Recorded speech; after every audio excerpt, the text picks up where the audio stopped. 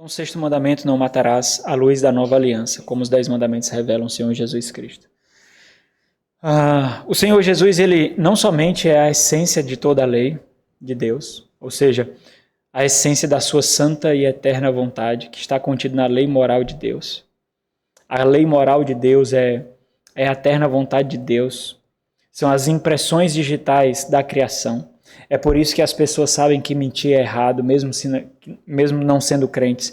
É por isso que as pessoas sabem que adultério é errado. É por isso que as pessoas sabem que matar é errado. É por isso que as pessoas sabem que roubar é errado. Porque são as impressões digitais de Deus. É por isso que nós vemos as nações da terra com os seus códigos legais, com as suas constituições escritas, resguardando essa lei, sem que elas tenham sentado na mesma mesa e construído as suas constituições de acordo umas com as outras. Essas similaridades, essa unidade e harmonia atesta justamente isso, porque a Sagrada Escritura já mostra, mas atesta isso, os ímpios ou crentes, por serem criaturas de Deus, carregam as impressões digitais de Deus. Está no seu coração, Romanos capítulo 1 diz isso. É a lei moral de Deus, que não passa. Essa lei vem da eternidade e encontrar-se-á com a eternidade na consumação de todas as coisas. É a lei moral. O quarto mandamento faz parte da lei moral. O ensino do Senhor Jesus Cristo veio revelar justamente essa essência. Então, o que é que acontece com o passar do tempo? Uma vez nós estudamos aqui, irmãos, um pouquinho só, na primeira parte dos 10 mandamentos, nós estudamos um pouquinho do desenvolvimento das doutrinas. Um pouquinho nós estudamos. Como é que doutrinas são desenvolvidas ao longo do tempo? Existe a história do desenvolvimento das doutrinas. As doutrinas que nós estudamos hoje não foram desenvolvidas por nós. Elas foram desenvolvidas ao longo do tempo. E nesse desenvolvimento, lembra da série de Provérbios, né? Apenas uma única escolha, muda tudo. Então, nesse desenvolvimento, ele é potencializado por essa curva do tempo. Então, às vezes pode ser um detalhe. Por exemplo, se você errar um detalhe sobre a sua reflexão sobre a Trindade, você comete uma heresia absurda. Absurda. Basta você considerar que existe algum tipo de diferença na essência entre Pai, Filho e Espírito.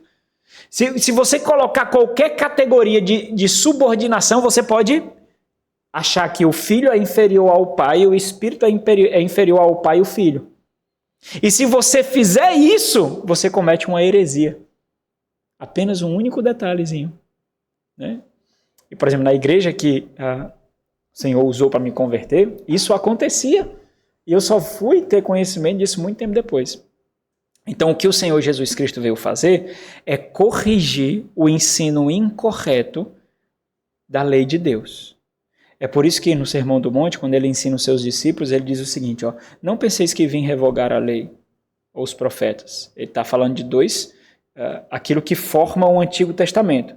É o profeta, os profetas aqui é o corpo de escrito dos proféticos, os textos proféticos, e o corpo de escrito legal, a lei de Deus. Né? Então eu não vim revogar nem a lei e nem os profetas. Não vim revogar, eu vim para cumprir. Eu vim para mostrar aquilo que ele requer. E é justamente isso que o Senhor Jesus faz, logo em seguida, quando ele faz menção ao sexto mandamento. Aqui é Mateus 5,17, Jesus, então, no capítulo 5, no versículo 21, ele diz o seguinte, ouvistes o que foi dito, ou seja, vocês aprenderam isso. Foi isso que vocês aprenderam. Não é ouvistes o que foi dito no Antigo Testamento. As pessoas geralmente entendem incorretamente. Ouvistes o que foi dito pelos mestres de vocês. Ouvistes o que foi dito aos antigos. Não matarás. E o Senhor Jesus mostra qual foi a intenção de Deus ao dar essa lei. Quem matar estará sujeito a julgamento. Eu, porém, vos digo, o ensino devido é esse, que todo aquele que sem motivo se irar contra o seu irmão estará sujeito a julgamento. E quem proferir um insulto, o Senhor Jesus já está trazendo as aplicações essenciais aqui do sexto mandamento, não matarás. Quem proferir um insulto ao seu irmão estará sujeito a julgamento do tribunal. E quem lhe chamar tolo estará sujeito ao inferno. Então, olha como o Senhor Jesus Cristo coloca aqui. É como se fosse uma gradação de dureza de coração. Ao ponto de aquele que tão enfaticamente guarda insultos no coração por tempo prolongado, tranquilamente no seu coração, mostra qual é o estado do seu espírito, que é o inferno. Aquele que não dá ao próximo aquilo que Jesus o deu, que é o quê? Perdão e graça, misericórdia. Ele nutre contenda, nutre raiva, nutre ira e consegue levantar as mãos no culto e louvar o Senhor.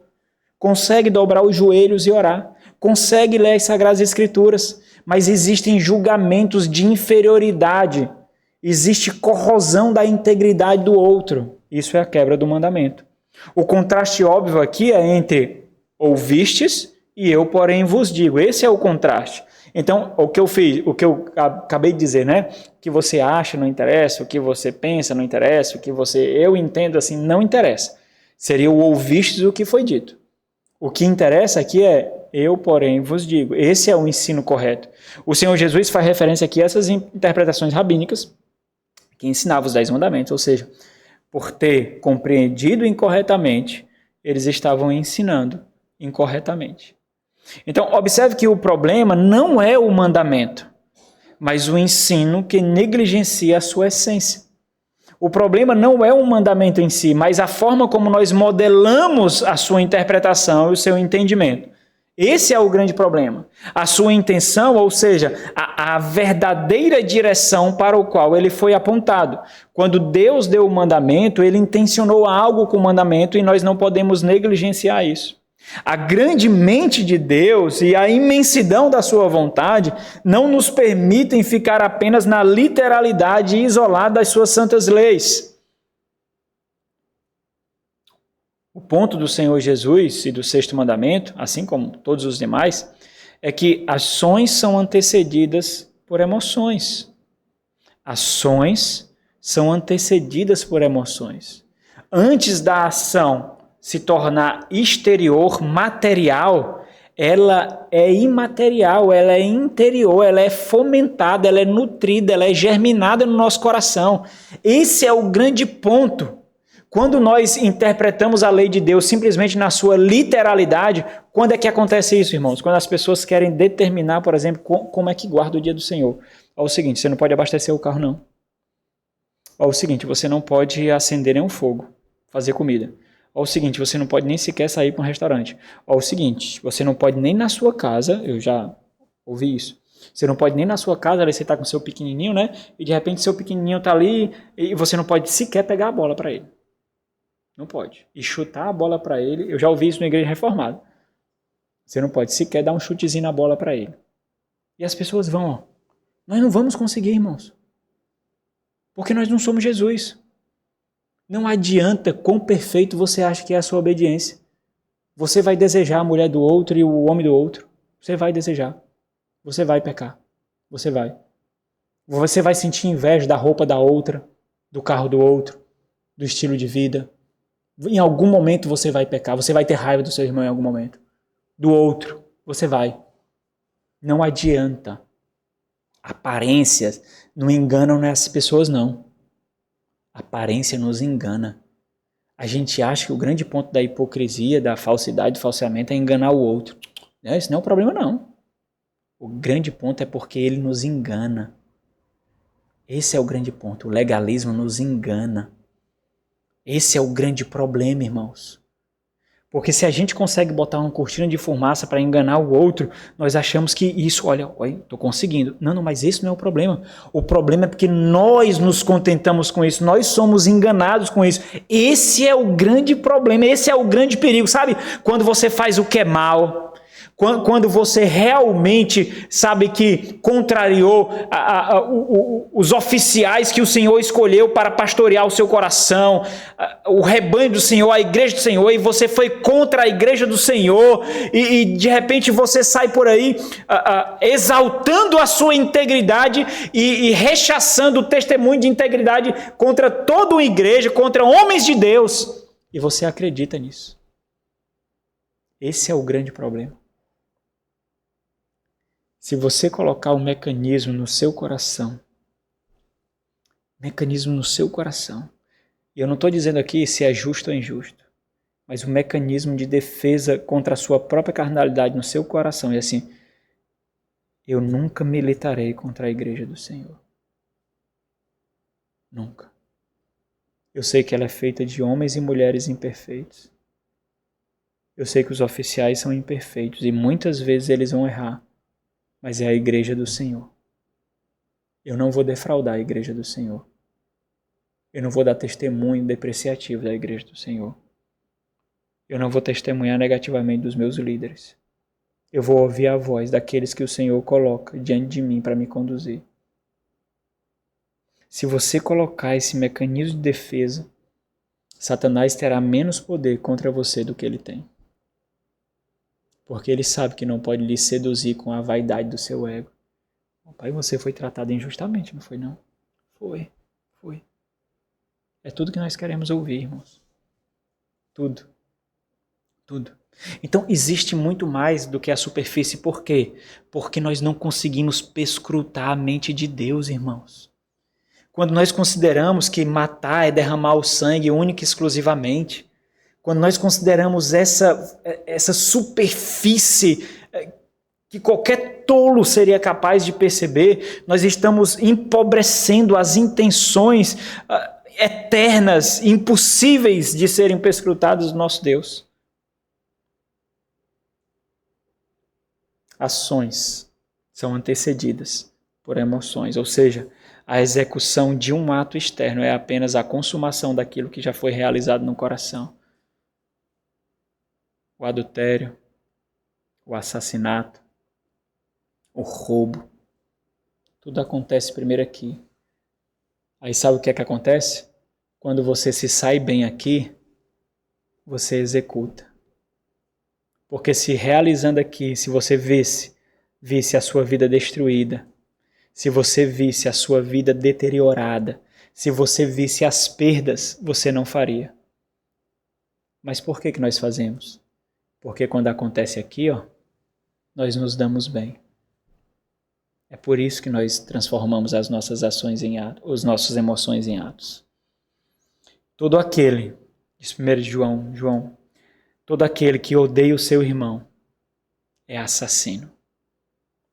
Aplicação da essência do sexto mandamento. Quais exemplos, meus irmãos, nós poderíamos dar de ódio do irmão? Astúcia em difamar? Será que isso é um efeito colateral, é um aspecto do ódio do irmão? Astúcia em difamar lentamente, perspicácia em denegrir a sua imagem. Não foi essa a minha intenção, meu irmão. Desculpa se eu fiz isso mesmo, sabe? Mas não foi essa a minha intenção. Todo aquele que odeia o seu irmão é assassino. Ora, vós sabeis que todo assassino não tem a vida eterna. Permanente em si mesmo. Entenda, ele está aplicando aqui, não é aquele que derramou o sangue, não. É aquele que nutriu, guardou ódio no coração. Observe essa relação logo no início, pós-queda, Caim e Abel. Vamos lá, vamos ler esse texto aqui. Ele traz justamente isso. Coabitou o homem com Eva, aqui foi depois da queda, e Deus lhe deu a bênção a Eva de ainda gerar vida, gerar filhos. Só que uma evidência da queda ali, dos efeitos da queda, apesar de ter dado o benefício de continuar gerando filhos, seria as dores de parto. Né? Coabitou o homem com Eva, sua mulher. Esta concebeu e deu à luz a Caim. Depois deu à luz a Abel, seu irmão. Abel foi pastor de ovelhas e Caim lavrador. Aconteceu que no fim de uns tempos trouxe Caim do fruto da terra uma oferta ao Senhor.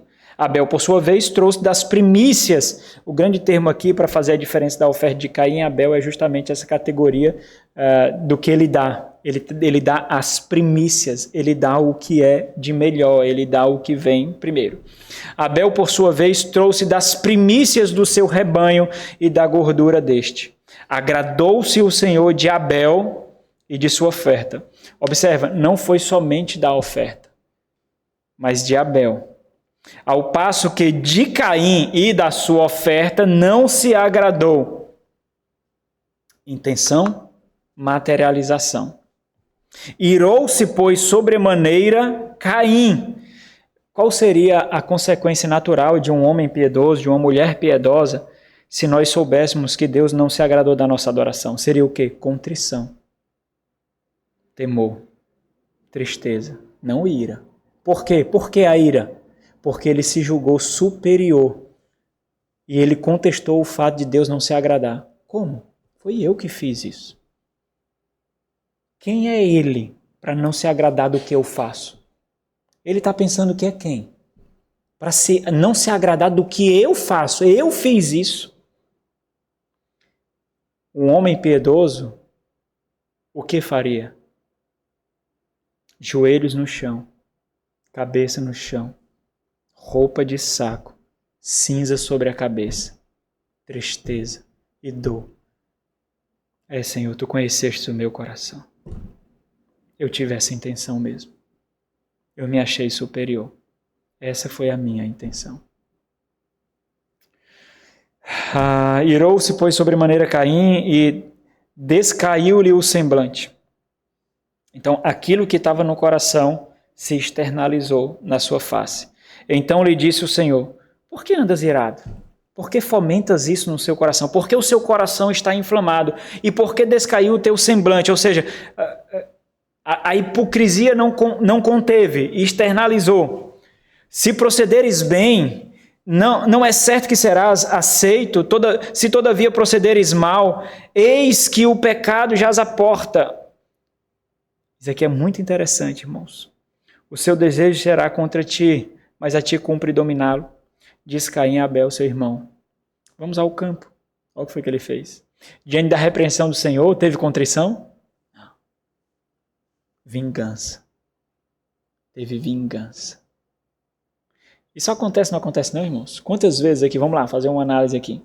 Quantas vezes quando você está sendo exortado e o seu pecado está sendo exposto, você fica com raiva daquele que lhe exorta? Quantas vezes você está com raiva por ele ter descoberto o seu plano? Por ele estar enxergando o seu coração e você não foi astuto o suficiente para esconder. Você fica com raiva porque você julgava que estava conseguindo esconder.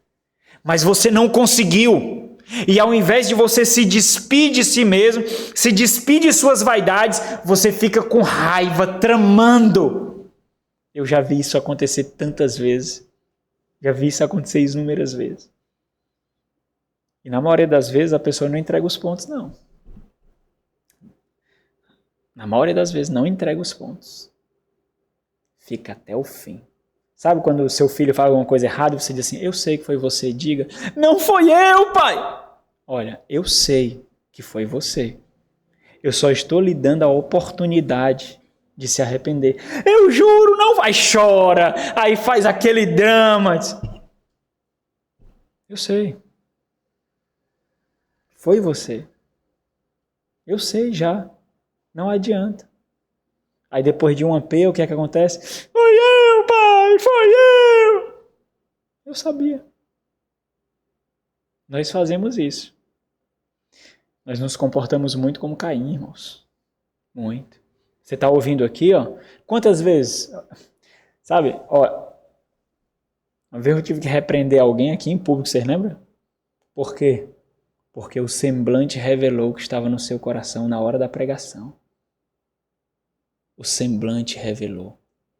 A face revelou. Vocês acham que não percebe isso não da hora da pregação? A gente percebe. Percebe.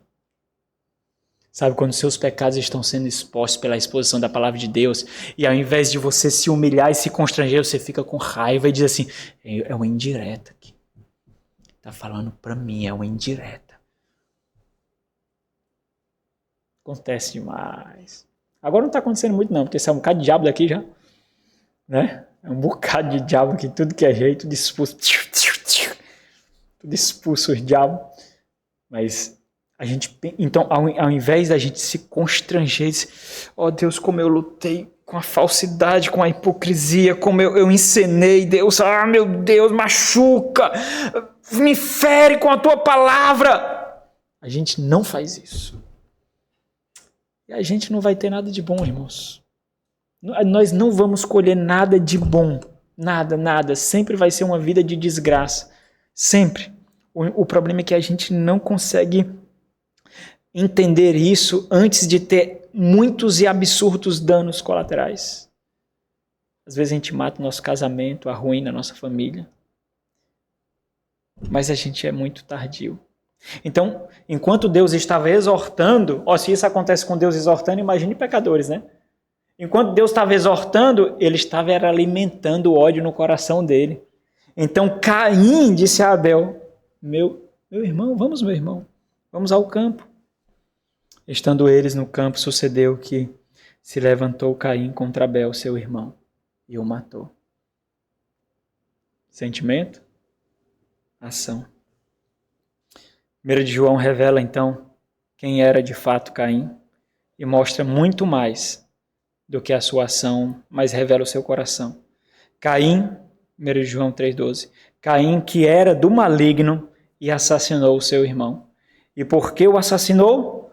Porque as suas obras eram más. E aqui é interessante, irmãos, porque João não diz assim, a sua obra era má. A sua vida era pautada por obras más, ao contrário do seu irmão. Então você acha que essa ira de Caim veio somente por aquele único ato? Foi não. A vida de Abel expunha a maldade de Caim. E a vida de Caim era odiar a justiça de Abel, até chegar num ponto máximo. E que ele executou aquilo que tantas vezes ele executou no coração. Quantas vezes ele matou Abel no coração? Quantas vezes? Observe a relação de Esaú e Jacó. Nós sabemos toda a história ali de Jacó tomando a bênção de Esaú, seu irmão. E nós sabemos o resultado disso. Passou Esaú a odiar a Jacó, sentimento, por causa da sua bênção, com que seu pai o tinha abençoado. E disse consigo é falar em voz alta, irmãos? Não, é aqui. Ele disse consigo, vem próximos os dias de luto por meu pai. Está próximo de terminar os dias de luto do meu pai. Então, quando terminar os dias de luto, eu matarei a Jacó, meu irmão. Por que ele desejou executar isso? Porque ele já estava fazendo isso aqui no coração inúmeras vezes. A relação de José e os seus irmãos. Nós vimos o quanto, e a história de José deixa isso muito bem clara, o quanto o ódio dos irmãos de José foi sendo fomentado e a morte iminente de José no coração dos seus irmãos acontecia ali. E então diz o texto, vinde, pois agora matemo-lo, eles tramando uns com os outros, e lancemo-lo numa dessas cisternas, e diremos, um animal selvagem o comeu, e vejamos em que lhe darão os sonhos que os faziam ficar com tanta raiva. O fato é que existe um caminho até a consumação.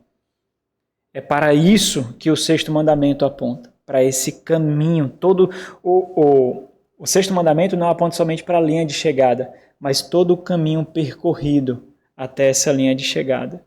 E que o Senhor Jesus alerta justamente sobre isso, assim como Ele mesmo é a essência de toda a vontade de Deus. O ódio é o embrião do assassino. Eu vi o reverendo Ageu Magalhães falando sobre dessa forma, eu achei tão interessante. O ódio é o embrião do assassinato. Provérbios 20, versículo 2 diz assim, como o bramido do leão é o terror do rei. O que lhe provoca a ira peca contra a sua própria vida, porque ele tem poder para tirá-la. Provérbios 29, 22 diz, o iracundo levanta contendas e o furioso multiplica as transgressões, como uma chama que não consegue ser contida. É justamente esse ensino mais profundo e mais amplo que encontramos nos nossos símbolos de fé, no Catecismo Ortodoxo de Hércules Collins, no século XVII. Pergunta 120 diz assim, o que Deus exige de você no sexto mandamento? A resposta, que eu não devo menosprezar, olha aqui as aplicações, menosprezar, insultar, odiar ou matar o meu próximo, nem através dos meus pensamentos, palavras, olhares ou gestos, e muito menos através de ações, e nem me associar com outros para isso. Antes, devo renunciar a todo desejo por vingança. Também não devo me prejudicar ou me expor ao perigo imprudentemente. Por isso, também, o governo está armado com a espada para prevenir homicídios. Pergunta 120. Esse mandamento se refere apenas a matar? Ao proibir o homicídio, Deus nos ensina que ele odeia a raiz desse pecado: a inveja, o ódio, a raiva e a vingança. Aos olhos de Deus, todos esses são homicídios. Pergunta 122. Então é suficiente que não matemos o nosso próximo dessa maneira? Não. Ao condenar a inveja, ódio e a raiva, Deus nos diz para amar o nosso próximo como a nós mesmos, para sermos pacientes, amantes da paz, gentis, misericordiosos e amigáveis, para com ele, protegendo de males tanto quanto pudermos e fazendo o bem até mesmo aos nossos inimigos.